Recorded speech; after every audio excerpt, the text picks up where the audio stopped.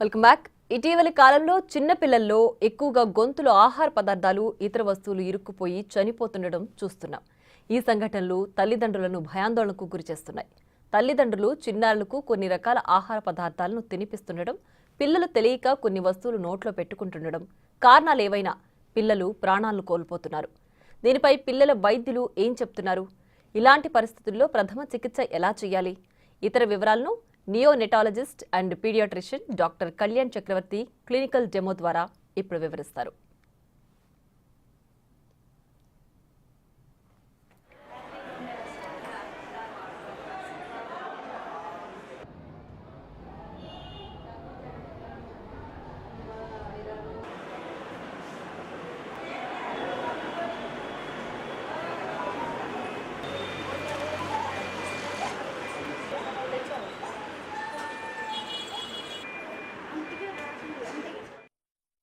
So choking అవుతున్నప్పుడు హాస్పిటల్కి తీసుకువెళ్ళి ట్రీట్మెంట్ అందించడానికి కొంచెం సమయం పడుతుంది. కానీ ఇమీడియట్ ఫస్ట్ ఎయిడ్, సో వెంటనే మీరు ఆ ప్లేస్లో మీరు దాన్ని రైట్ వేలో ట్రీట్ చేయగలనైతే almost half of the danger zone నుంచి చైల్డ్ని కాపాడినట్టే. సో చోకింగ్ అవుతున్నప్పుడు most important thing is you have to assess first of all situation. Partial block of the wind pipe అయిందా ఆర్ విండ్ పైప్ మొత్తంగా block అయిందా అని చెప్పి. సో ఎప్పుడైనా చోక్ అయిన తర్వాత చైల్డ్ అనేది బ్రీత్ చేస్తున్నాడు, ఏడుస్తున్నాడు, మాట్లాడగలుగుతున్నాడు అంటే so it is only partial wind block assessment. So child breath చేస్తున్నాడు కానీ మాట్లాడలేకపోతున్నాడు ఆర్ క్రై చేయలేకపోతున్నాడు అంటే complete wind block assessment. Partial wind block అసెస్మెంట్లో the best treatment is not to panic. So partial wind block అసెస్మెంట్లో మనం right technique వాడకపోతే first ఎయిడ్లో ఉన్న చోకింగ్ ఇంకా లోపలికి వెళ్ళిపోయి ఎక్కువ అయ్యే ప్రమాదం ఉంటుంది. So partial wind pipe assessment ఉన్నప్పుడు ఇన్ కేస్ మీకు చుట్టుపక్కల పల్స్ ఆక్సిమీటర్ మానిటర్ కానీ ఇప్పుడు ఇవాళ రేపు కమ్యూనిటీస్లో మాల్స్లో మీకు ఆక్సిజన్ సిలిండర్స్ కూడా అవైలబుల్ ఉంటున్నాయి. ఇవి కుదిరితే ఆక్సిజన్ పెట్టి మీరు వెంటనే హాస్పిటల్కి తీసుకువెళ్ళచ్చు. సో పానిక్ అవుతున్నప్పుడు ఏంటంటే ఫాస్ట్ బ్రీత్ చేస్తాం. When you're trying to breathe at a faster rate the chances that అది లోపలికి వెళ్ళే ఛాన్స్ ఉంటుంది, ఇంకా లోపలికి వెళ్ళి ఇంకా ప్రాబ్లం ఎక్కువ అయ్యేటట్టు. సో చైల్డ్కి most important thing is relaxation is the most important thing in partial block. And second most mistake ఏం చేస్తారంటే వెంటనే పెద్దవాళ్ళు కానీ పక్కన చుట్టూ వాటర్ తాగండి అని చెప్పి వాటర్ ఇస్తారు, అది లోపలికి వెళ్ళిపోతుందేమో అని చెప్పి. బట్ వాటర్ ఇఫ్ బేబీ ఆ పొజిషన్లో వాటర్ సరిగా మింగకపోతే అది ఇంకా ప్రాబ్లం అయ్యే ఛాన్సెస్ ఉంటుంది. సో బ్లాక్ క్లియర్ అయ్యేంత వరకు వాటర్ ఎప్పుడు ఆఫర్ చేయకూడదు. Second, complete block. So complete block ఉన్నప్పుడు ఏంటంటే మీకు కలర్ చేంజ్ కనిపించవచ్చు, బ్లూ అవ్వడం కనిపించవచ్చు, మాట్లాడకపోవడం కనిపించవచ్చు. ఇలాంటి టైంలో వెంటనే first aid is a most important thing. So ఈ ఫస్ట్ ఎయిడ్ అనేది చిల్డ్రన్లో 2 కేటగిరీస్ ఉంటాయి. లెస్ దెన్ 1 year ఒక పద్ధతిలో చేయాలి, మోర్ దెన్ 1 year ఒక పద్ధతిలో చేయాలి. So first less than 1 year ఎలా చేయాలో చూద్దాం. సో లెస్ దెన్ 1 year ఎప్పుడన్నా మనం బేబీని ఫోర్ ఆర్మ్ పైన తీసుకోవాలి. బేబీ చిన్ అనేది మన చేతిలో పెట్టుకోవాలి. Baby head and neck baby abdomen కంటే లోవర్ లెవెల్లో ఇలా కిందకు ఉండాలి. మీ మోకాల పైన ఆనించుకోండి. Okay, with one hand heel of the hand, ఈ హీల్ ఆఫ్ ద హ్యాండ్తో షోల్డర్ బ్లేడ్స్ మధ్య భాగంలో బేబీకి 5 slaps ఇవ్వాలి. 1 3 4 5. సో ఈ 5 slaps ఇచ్చేటప్పుడు డైరెక్షన్ ఆఫ్ ద స్లాప్ వచ్చేసి towards the mouth of the baby. So ఇలా కొట్టే ప్రాసెస్లో బేబీకి లోపలున్న ఫారెన్ బాడీ అనేది డిస్లాడ్జ్ అవుతుంది, విండ్ పైప్లో ఉన్నది బయటకు వచ్చే ఛాన్స్ ఉంటుంది.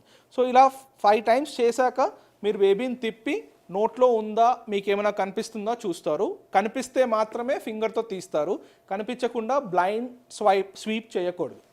అలా రాకపోతే నెక్స్ట్ బేబీని ఇప్పుడు ఫేస్ అప్ పొజిషన్లో పెట్టుకోవాలి, అంటే బ్యాక్ డౌన్, అదర్ హ్యాండ్లో పెట్టుకొని సేమ్ మళ్ళీ హెడ్ నెక్ అబ్డామిన్ కింద పెట్టుకోవాలి. With 2 fingers baby breast bone పైన ప్రెషర్ పెట్టి 5 thrusts ఇవ్వాలి. 1 2 3 4 5. సో ఈ థ్రస్ట్ ఇచ్చినప్పుడు ఏమవుతుందంటే you are increasing the pressure in the lungs. So pressure in the lungs పెరిగి ఆ లోపల ఎయిర్తో ఫారెన్ బాడీ అనేది డిస్లాడ్జ్ అయ్యే ఛాన్స్ ఉంటుంది. So this has to be repeated multiple times for the dislodgement. Okay, ఇది చేసే ప్రాసెస్లో ఒకవేళ బేబీ అన్కాన్షియస్ అయితే సో సిపిఆర్ అని అవి స్టార్ట్ చేయాలి, లేకపోతే ఇది కంటిన్యూ చేస్తూ క్లోజెస్ట్ హాస్పిటల్కి తొందరగా తీసుకువెళ్ళాలి. Same thing for an adult. So for child more than 1 year, అడల్ట్కి కూడా సేమ్ టెక్నిక్ ఉంటుంది, చిల్డ్రన్ మోర్ దెన్ 1 yearకి కూడా సేమ్ టెక్నిక్ ఉంటుంది. సో వాళ్ళకి ఎలా ఉంటుందంటే బ్యాక్ స్లాప్స్ చేసేటప్పుడు చైల్డ్ మరీ చిన్నగా ఉన్నాడు అనుకోండి, మనం నీస్ పైన ఒంగోవాలి. అదే పెద్దగా ఉన్నాడు అనుకోండి, మీరు నీస్ పైన కూర్చోవాల్సిన అవసరం లేదు, వాళ్ళని ఫార్వర్డ్ వంచాలి. ఓకే, ఫార్వర్డ్ వంచి same back slaps with the heal of the hand between the shoulder blades 5 back slaps ఇవ్వాలి.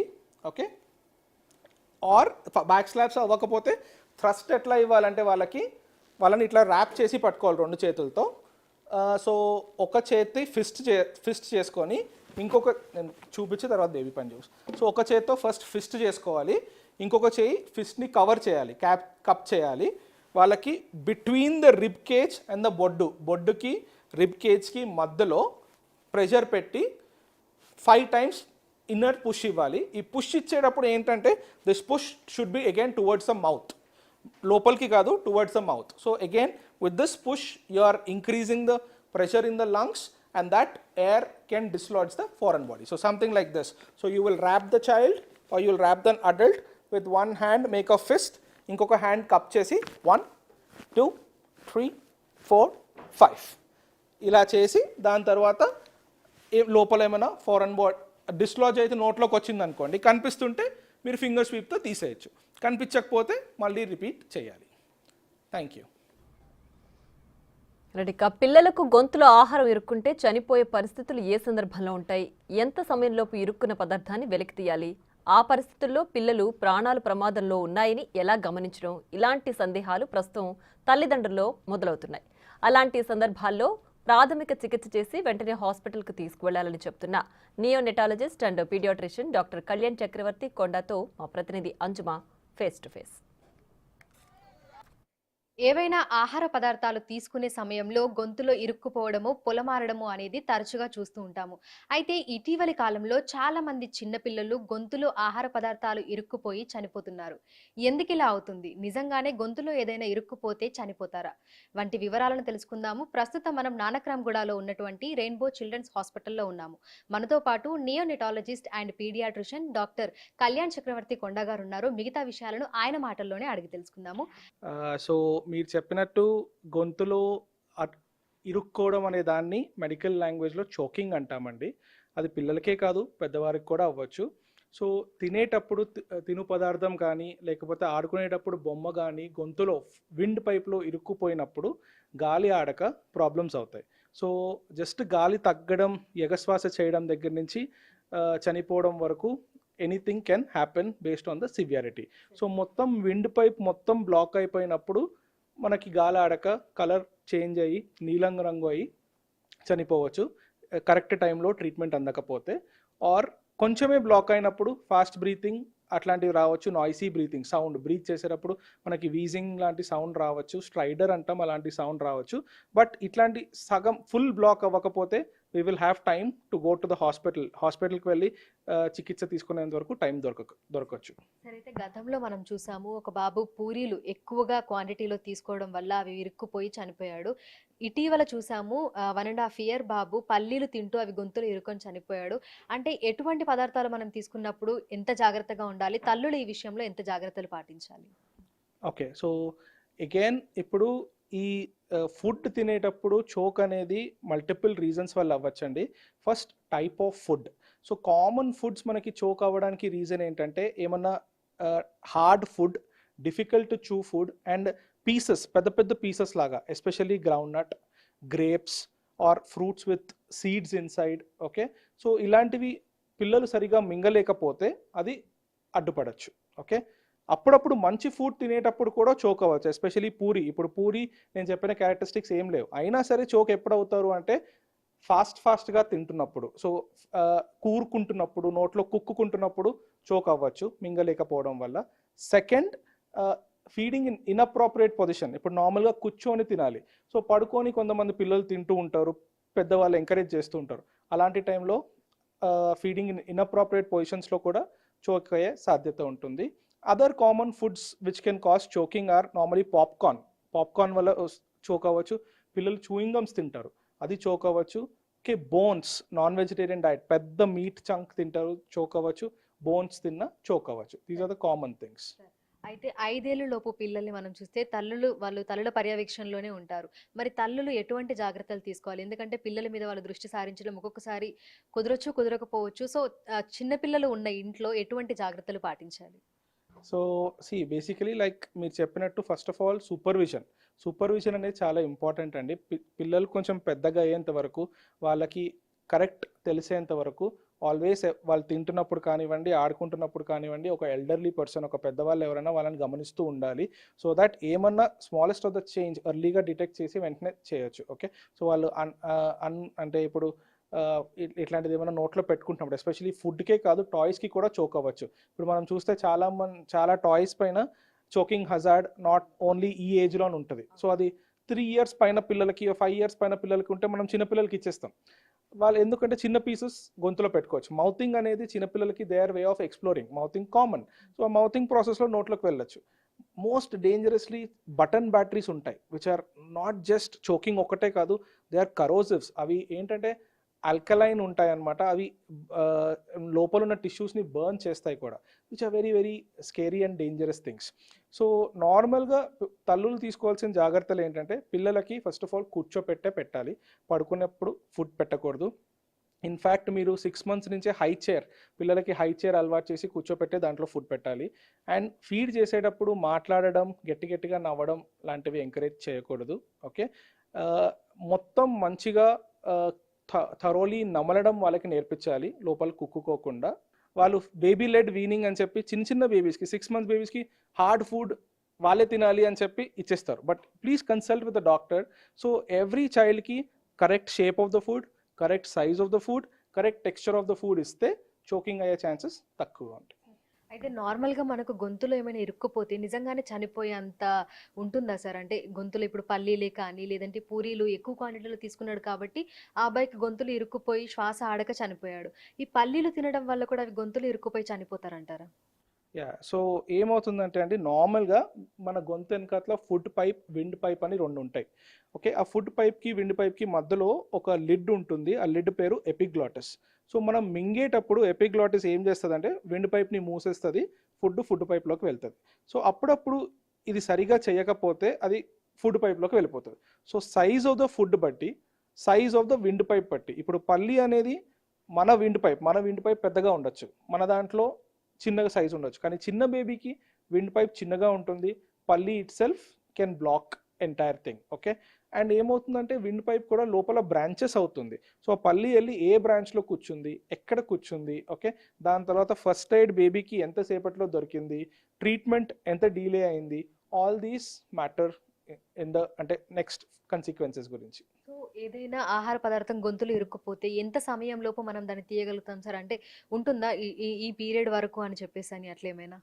సో బేసికలీ ఏంటంటే అండి, మనకి పదార్థం ఇరుక్కున్నాక దానివల్ల ఎంత ప్రాబ్లం క్రియేట్ చేస్తుంది అనేది ఇంపార్టెంట్. ఓకే, సో ఇప్పుడు లోపలికి వెళ్ళింది, దానివల్ల కాఫ్ చేస్తున్నాం, చోక్ చేస్తున్నాం. ఓకే, కానీ పిల్లవాడు బాగానే మాట్లాడుతున్నాడు. ఓకే, కలర్ చేంజ్ ఏం లేదు, నీలం అవ్వట్లేదు, ఓన్లీ కాఫ్ అవుతుంది. But calf is a best protective response. Okay, ఇప్పుడు కాఫ్ చేస్తుంటే అసలు వేరే ఫస్ట్ ఎయిడ్ ఏం అవసరం లేదు, ఓన్లీ కాఫ్ చేయమని చెప్తే గట్టిగా కాఫ్ చేస్తే బయటకు వచ్చేస్తుంది. సో దానివల్ల ఆక్సిజన్ లెవెల్స్ తగ్గట్లేదు, కలర్ మారట్లేదు, అవేం అవ్వట్లేదు అనుకోండి, వీ హ్యావ్ టైం, మెల్లగా వచ్చి చెక్ చేయించుకొని ఇవాళ కాకపోతే రేపైనా తీసుకోవచ్చు ఇన్ ద హాస్పిటల్ సూపర్విజన్లో ఉంటే. Okay, but there are certain things where which is blocking, full obstruct అయిపోయింది. సో కాన్షియస్ ఉన్నాడు కానీ మాట్లాడలేకపోతున్నాడు, బ్రీత్ చేయలేకపోతున్నాడు, అలా ఉంటే దట్స్ అన్ ఎమర్జెన్సీ. అది తొందరగా అడ్రస్ చేయాల్సి వస్తుంది. సో అప్పటికప్పుడు మనం ఏమైనా చర్యలు చేపట్టాల్సిన అవసరం ఏమైనా ఉంటుంది అంటారా సార్? అంటే ఇప్పుడు తల్లి కానీ, చుట్టుపక్కల ఉన్న వాళ్ళు ఇంకెవరైనా కానీ, వాళ్ళు ఇమ్మీడియట్గా రెస్పాండ్ అయ్యి ఏదైనా చేస్తే ఆ బేబీ కొంతసేపటి వరకు అంటే హాస్పిటల్కి వెళ్ళేంత వరకు బ్రతికే అవకాశం ఏదైనా ఉంటుంది అంటారా? డెఫినెట్లీ అండి. సో ట్రీట్మెంట్ కంటే first aid more important. Okay, so అంటే ఈ అవేర్నెస్ ఉండాలి, అందరికీ వచ్చి ఉండాలి ఇన్ఫ్యాక్ట్. సో ఫస్ట్ ఎయిడ్, ఎందుకంటే ఇది common problem which can happen to, and ఈ యాక్సిడెంట్స్ ఏంటంటే ఎప్పుడు జరుగుతుంది, ఎవరికి జరుగుతుందో తెలియదు, అది మనకన్నా నెక్స్ట్ మూమెంట్ అనేది జరగచ్చు. సో ఇది పిల్లలకి ఎలా చేయాలి, పెద్దవాళ్ళకి ఎలా చేయాలి, చోక్ అవుతున్నప్పుడు ఫస్ట్ ఎయిడ్ కరెక్ట్గా చేస్తే డెఫినెట్గా లైఫ్ థ్రెటనింగ్ ఉంటుంది. మోస్ట్ ఆఫ్ ద కేసెస్లో అది బయటకు వచ్చేసి ప్రాబ్లం అంటే ప్రాణాంతకం అవ్వకుండా ఉంటుంది. సో పిల్లలకి ఎటువంటి ఆహార పదార్థాలు ఇస్తే మంచిది అంటారు సార్? వాళ్ళ చుట్టుపక్కల కూడా ఎట్లాంటి ఆహార పదార్థాలు ఉన్నా కూడా ఏం హార్మ్ఫుల్ కావు అని చెప్పుకోవచ్చు.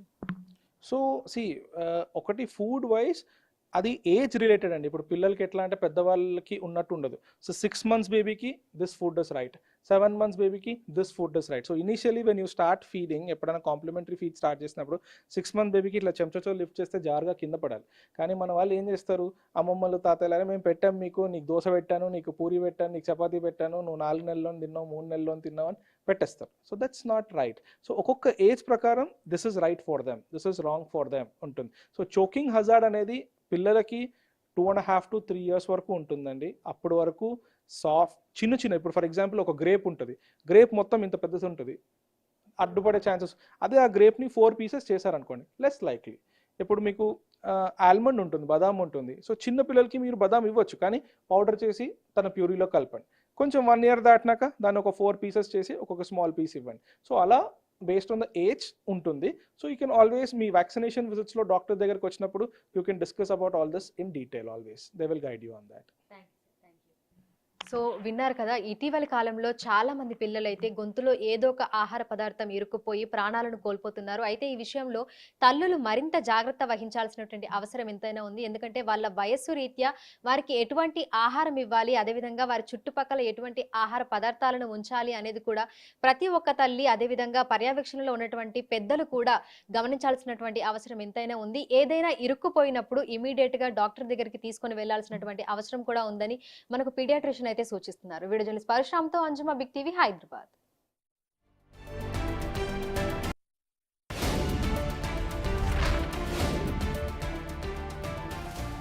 Breaking news. 9 నెలల పసికందు కూల్ డ్రింక్ మూత మింగి మృతి చెందాడు. ఈ ఘటన మంచిర్యాల జిల్లా లక్షిపెట్టి మున్సిపాలిటీలోని ఉత్కూర్లో విషాదంగా చోటు చేసుకుంది. తండ్రి సురేందర్ ఓ శుభకార్యానికి హాజరు కాగా ప్రమాదవశాత్తు చిన్నారి కూల్ డ్రింక్ మూతను మింగాడు. అది గమనించి వెంటనే ఆసుపత్రికి తరలించగా చికిత్స పొందుతూ చిన్నారి మృతి చెందాడు.